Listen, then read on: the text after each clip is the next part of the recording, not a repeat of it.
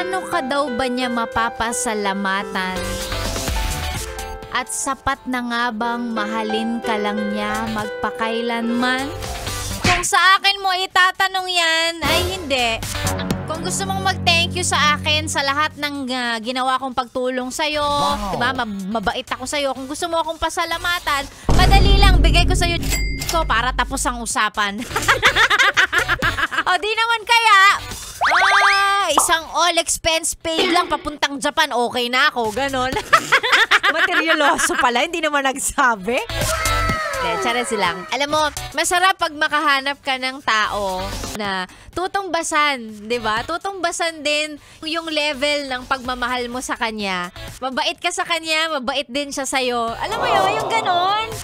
Ngayon, kasi sa panahon ngayon, hindi ko alam kung bakit, pero madalas ang makikita natin, nandyan lang pag may kailangan sila sa atin. Kakaibiganin lang tayo kasi alam nila, madali tayong lapitan, mabait tayo, tayo ay nagpapautang. Mga ganon. Ang hirap makahanap, 'di ba? Kaya kung ikaw, no, makahanap ka ng mga kaibigan na talagang alam mo maaasahan. Yes, friend, ako na nagsasabi sa'yo, ingatan mo yan because ang hirap maghanap. 'Di ba? Ang hirap maghanap ng mga taong talagang magsistick sa'yo. Stick to one, charet.